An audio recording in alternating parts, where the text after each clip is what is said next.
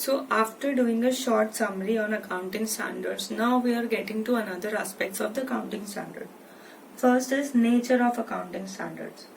Nature of accounting standard से हम क्या समझते हैं? हम समझते हैं अकाउंटिंग स्टैंडर्ड क्या है और उसके अंदर और क्या चीजें हैं जिसे हमें समझने की जरूरत है, तो एक क्लैरिटी हमें मिलेगी किसके बारे में? अकाउंटिंग स्टैंडर्ड्स के बारे में। तो जो फर्स्ट पॉइंट है वो है framework for credible financial statements. Credible का मतलब यहाँ पे क्या हो गया? जो ट्रस्टवर्दी हो, राइट?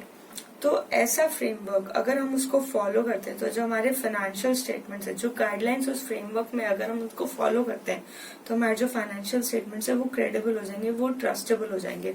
तो जब हम कभी लोन वगैरह लेने जाते हैं या जब हम डिवेंचर इश्यू करते हैं कंपनीज, राइट, तो क्या हम किसी इंस्टीट्यूशन के पास जाते हैं, बैंक के पास जाते हैं लोन लेने के लिए, तो सबसे पहले वो क्या देखता है? हमारी क्रेडिबिलिटी देखता है, यानी कि आप कितने रिपेइंग कैपेसिटी है आपकी, आपको कितना वो ट्रस्टवर्दी मान सकता है। आपके फाइनेंशियल स्टेटमेंट्स की क्रेडिबिलिटी देता है कि आपके फाइनेंशियल स्टेटमेंट्स कितने ट्रस्टवर्दी है, राइट? तो अगर आपने अकाउंटिंग स्टैंडर्ड्स फॉलो किए हैं तो जो हमें इन्फॉर्मेशन मिलेगी हमारे फाइनेंशियल स्टेटमेंट से वो ट्रस्टवर्दी होगी। सो तो हमारा फर्स्ट पॉइंट मेरे हिसाब से क्लियर हो गया है कि जो फाइनेंशियल स्टेटमेंट्स है उनकी क्रेडिबिलिटी किससे पता लगती है? कि अगर हमारे अकाउंटिंग स्टैंडर्ड्स हमने फॉलो किए हैं properly. Next is uniformity in accounting practices, यानी अगर एक अकाउंटिंग स्टैंडर्ड्स हमने ये चीज समझी है कि एक यूनिफॉर्म स्टैंडर्ड्स है जो सबको फॉलो करने हैं, अगर हम ये फॉलो करते हैं तो नेक्स्ट चीज जो होगी वो क्या होगी, क्या मिलेगी? वो मिलेगी सबकी अकाउंटिंग प्रैक्टिसेस सेम होगी, क्योंकि सब एक ही स्टैंडर्ड्स फॉलो कर रहे होंगे, एक कुछ जो सिमिलर रूल्स है वो ही सब फॉलो कर रहे होंगे। तो उससे क्या क्या अराइज होगा? उससे होगा ट्रांसपेरेंसी। जो ट्रांसपेरेंसी किस में? यूजर्स में, कंपनी में, आप मैनेजर्स में, अकाउंटेंट में, ऑडिटर्स में, इन सब में आपस में ट्रांसपेरेंसी अराइज होगी। ठीक है, कैसे अराइज होगी? क्योंकि जब सब एक सिमिलर प्रोसीजर से फॉलो किया गया है तो कुछ भी ऐसा नहीं होगा कि जो छुप जाए किसी से, राइट? सब एक प्रॉपर डायरेक्शन में फॉलो किया गया है। तो किसी को भी अगर कुछ जानना है कि ये जो ट्रांजेक्शन है इसका सोर्स क्या है या फिर एंड में इसका ट्रीटमेंट क्या हो रहा है, तो वो बहुत इजीली आप चेक कर सकते हो। किसी भी ट्रांजेक्शन का सोर्स टू एंड आपको सब पता लगेगा। नेक्स्ट इज कंसिस्टेंसी, क्योंकि एक ही तरह से हम सारे अकाउंटिंग स्टैंडर्ड्स फॉलो कर रहे हैं तो ये consistent year by year consistent रहेगा। ये आप हर साल अगर चेंज भी करते हो या कभी आप चेंज भी करते हो किसी नीड की वजह से, अकाउंटिंग स्टैंडर्ड्स कुछ नीड्स की वजह से ही चेंज किए जा सकते हैं, बार बार चेंज नहीं कर सकते हो आप। ठीक है, अगर आपके लॉ रिक्वायर करता है, ऐसे करके हम आगे पॉइंट्स पढ़ेंगे। तो ये एक कंसिस्टेंसी भी लाता है कि हम हमारी कंपनी का कुछ ऐसे रूल्स एंड फॉलो कर रहे हैं जो एक कंसिस्टेंसी भी लाता है। तो आगे कंपैरेबिलिटी में भी ये कंसिस्टेंसी जो है वो बहुत हेल्प करती है, क्योंकि जब हम किसी चीज को कंपेयर करेंगे तो अगर हमने same procedure, same characteristics follow नहीं किए तो हम कंपेयर कैसे कर सकते हैं? बहुत सिंपल सी बात है कि अगर हम किसी प्लम्बर को कारपेंटर से कंपेयर करेंगे तो वो करेक्ट नहीं होगा, अगर हम प्लम्बर को प्लम्बर से ही कंपेयर करेंगे तो ही वो करेक्ट होगा। तो इसलिए कंपैरेबिलिटी के लिए कैरेक्टरिस्टिक्स या जो प्रोसीजर है, जो डायरेक्शन है, जो वर्क है उनका, वो सेम होना बहुत जरूरी है, right? Next is law and business environment are considered in case of conflict, law will prevail. मतलब जब अकाउंटिंग स्टैंडर्ड्स बनाए जाते हैं ना तो लॉ और बिजनेस एनवायरमेंट को कंसिडर करके बनाया जाता है, और जब उनमें इम्प्रोवाइजेशन आता है कभी, ठीक है, तो वो जब बिजनेस एनवायरमेंट या लॉ में जब चेंज होते हैं तो उससे रिलेटेड ही इम्प्रोवाइजेशन आता है ताकि वो अपडेटेड रहे। ठीक है, और अगर इन केस कभी भी अकाउंटिंग स्टैंडर्ड्स और लॉ के अंदर कभी कोई कॉन्फ्लिक्ट अराइज हो जाता है, ठीक है, तो हमेशा कौन प्रिवेल करेगा? यानी कि कौन सी चीज हम मानेंगे? हम मानेंगे जो लॉ में लिखा है। ठीक है, तो ये चीज हमें बहुत ध्यान रखने की बात है। Next is mandatory. जो अकाउंटिंग स्टैंडर्ड्स है, कोई भी कंपनी है जो अपने अकाउंट्स इशू करना चाहती है तो उनको अकाउंटिंग स्टैंडर्ड्स को फॉलो करना बहुत जरूरी है, बिकॉज इससे सबका ट्रस्ट जुड़ा है, सबका फेथ जुड़ा है। ठीक है, तो अगर आपकी कंपनी अकाउंटिंग स्टैंडर्ड्स फॉलो नहीं कर रही है तो ना आप जब आप ऑडिट करवाते हो तो आप वो भी नहीं करवा सकते, क्योंकि आपकी अकाउंटिंग स्टैंडर्ड्स पे कोई फाइनेंशियल स्टेटमेंट्स पे कोई रिलाय नहीं करेगा, क्योंकि एक प्रॉपर आपने प्रोसीजर फॉलो नहीं किया है। Next is flexible. जैसे अलग अलग बिजनेस होते हैं, उनके कुछ अलग अलग नीड्स होती है, सब बिजनेस की सेम नीड्स नहीं होती है अकाउंटेंसी को लेकर भी, अकाउंटिंग प्रैक्टिसेस को लेकर भी। तो अकाउंटिंग स्टैंडर्ड्स में काफी जगह जहाँ पे अल्टरनेटिव प्रैक्टिसेस हैं, वो आप एक्सेप्ट, वो बिजनेस अपने हिसाब से एडजस्ट करके एक्सेप्ट कर सकते हैं। ठीक है, तो जब वो डिफरेंट डिफरेंट प्रैक्टिसेस एक्सेप्ट करते हैं और उसको फॉलो करते हैं, तो ये चीज अकाउंटिंग स्टैंडर्ड्स का एक नेचर हो गया कि वो फ्लेक्सिबल भी है। ऐसा नहीं है कि वो एकदम रिजिड है और सब जगह बस एक ही तरीके से, क्योंकि जो हमने पहले देखा है कि वो ड्राफ्ट करते हैं अकाउंटिंग स्टैंडर्ड्स को, हर एक चीज को ध्यान में रखते हैं, इवन इंटरनेशनल अकाउंटिंग स्टैंडर्ड्स को ध्यान रखते हुए भी ड्राफ्ट करते हैं।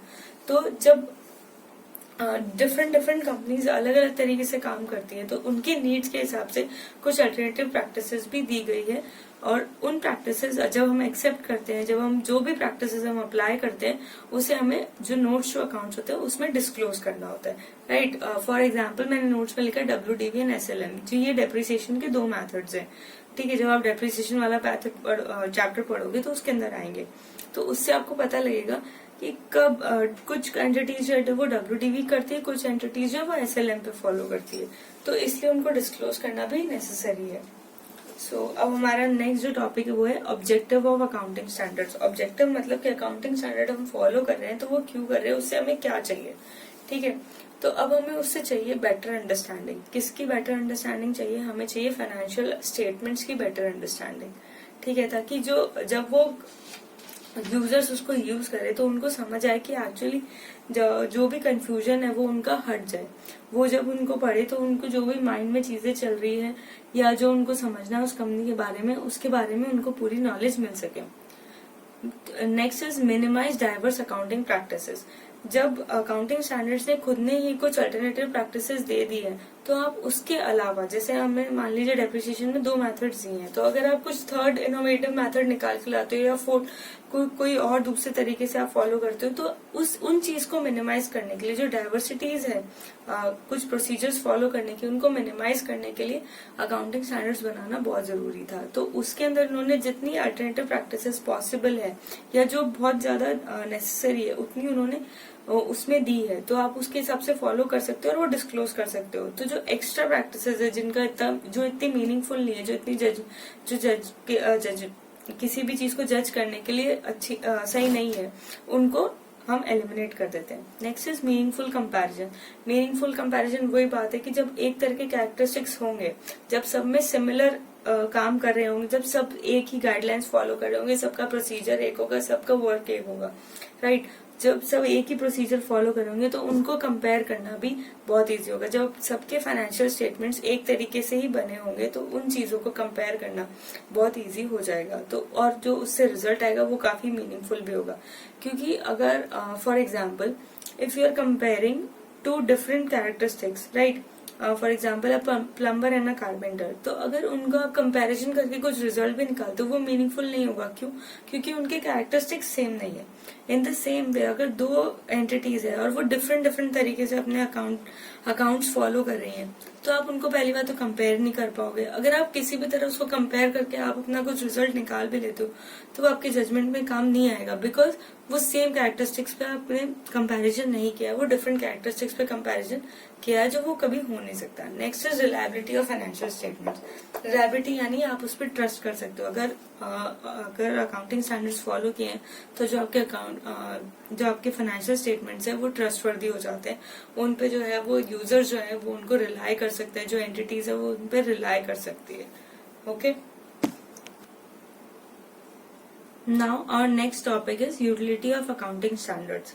अब यूटिलिटी का मतलब क्या हो गया कि उसके वो कौन कौन से पर्पस को सर्व करता है, राइट, वो अपने क्या क्या काम आता है। ठीक है, तो accounting standards first thing is कि वो हमें कुछ ऐसे नॉर्म्स देता है। ठीक है, तो अकाउंटिंग स्टैंडर्ड्स देता है नॉर्म, और वो नॉर्म्स क्या काम आते हैं, वो नॉर्म्स आते हैं काम में फाइनेंशियल स्टेटमेंट्स को प्रिपेयर करने में। ठीक है, financial statements are based and prepared on what, on the provided norms by accounting standards. The next is making financial statement meaningful and comparable. अगर वो अपने जो अकाउंटिंग स्टैंडर्ड्स है वो आपको एक meaningful and comparable accounting standards बना के देता है, ठीक है। उससे क्या होता है, सब में यूनिफॉर्मिटी आ जाती है, किसमें, अकाउंटिंग स्टैंडर्ड्स की प्रिपरेशन एंड प्रेजेंटेशन में। आपने नोटिस किया होगा जो सारे स्टेप्स है वो उसमें घूम फिर के एक ही बात आ रही है कि सब में यूनिफॉर्मिटी, हार्मोनाइजेशन या सेम स्टैंडर्ड्स और ये सब चीजें, रिलायबिलिटी, रिलेवेंस। तो हमें यही सब चीजों को ध्यान में रखते हुए ये हमारे थ्योरी के लिए बहुत इंपॉर्टेंट है कि जब कभी कोई थ्योरी का पार्ट आता है एग्जाम के अंदर तो हमें ये चीजें ध्यान रखिए। अगर आपको बेसिक चीजें ध्यान है तो आप दूसरी चीजें भी अपने आप मैनेज करके अपनी खुद की सेल्फ थिंकिंग से बना के लिख सकते हैं। Okay, so this is important to understand. Next is reliability of financial statements. तो जब जो हमें अकाउंटिंग स्टैंडर्ड्स है वो हमें क्या दे रहा है, एक रिलायबल फाइनेंशियल स्टेटमेंट्स बना के दे रहा है, ठीक है। तो उससे क्या होता है, जो यूजर्स का कॉन्फिडेंस है यानी यूजर्स का जो ट्रस्ट है वो फाइनेंशियल स्टेटमेंट्स में बढ़ जाता है, क्योंकि वो ट्रस्टवर्दी फाइनेंशियल स्टेटमेंट्स और यूजर्स भी है जो उसको कॉन्फिडेंस से यूज कर सकते हैं, राइट।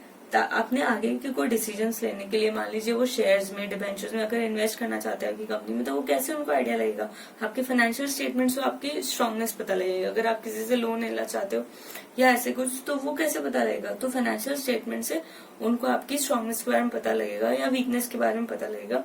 तो उस हिसाब से वो आपके लोन्स क्लियर करेंगे नहीं करेंगे, जो भी उनको डिसीजन लेना होगा वो आराम से ले सकते हैं।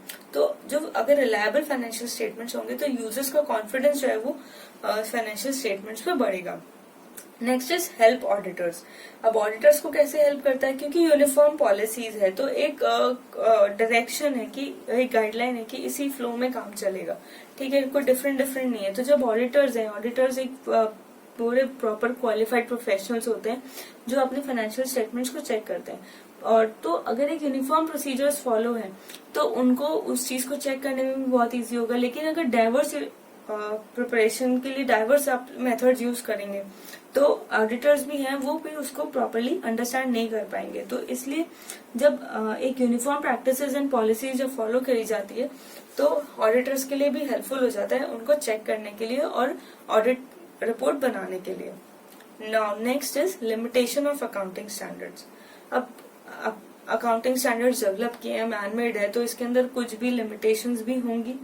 First is keep changing according to law and business environment. अब ये लिमिटेशन भी कह सकते हो आप इस चीज की कि जो अकाउंटिंग स्टैंडर्ड्स है वो फ्लेक्सिबल होते हैं to law and business environment. जब लॉ चेंज होता है, बिजनेस एनवायरनमेंट तो उसको अपडेट करना भी जरूरी होता है।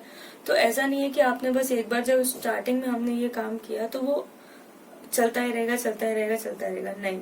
तो हमें उसके अंदर जो चेंजेस है टाइम टू टाइम हमें खुद को भी अपडेटेड रहना पड़ेगा और हमारे अकाउंट्स को भी अपडेटेड रखना पड़ेगा। तो इसके लिए थोड़ा सा हार्डवर्क लगेगा, पर you have to do that, ठीक है, टू स्टे अपडेटेड। तो ये एक लिमिटेशन हो गई अकाउंटिंग स्टैंडर्ड्स की कि ये चेंज होते रहते हैं, ये फ्लेक्सिबल है, राइट। नेक्स्ट इज ये एक मैनमेड है, of course does not pass any verification. क्योंकि अकाउंटिंग स्टैंडर्ड्स मैनमेड है तो इसके कोई दूसरे क्राइटेरियाज नहीं निकाल सकते आप कि आप इसको कैसे वेरीफाई और कर सकते हैं। क्योंकि जब मैनमेड है तो फिर हमने बनाया है तो हम इसको टेस्ट कैसे कर सकते हैं, ठीक है। The maker can't be the checker. So कोई दूसरा इसके पास तरीका नहीं है इसको वेरीफाई करने का। सो आई होप जो अकाउंटिंग स्टैंडर्ड्स के बारे में हमने इन 2 वीडियोस में पढ़ा है वो आपको एक बेसिक अकाउंटिंग स्टैंडर्ड्स की इमेज बनाने के लिए कंफर्टेबल होगा। एंड फ्यूचर में जब भी चैप्टर्स आएंगे तो उनके अंदर आपको डिफरेंट प्रैक्टिसेस और सब कुछ डिस्कस कर ली जाएगी। Thank you so much.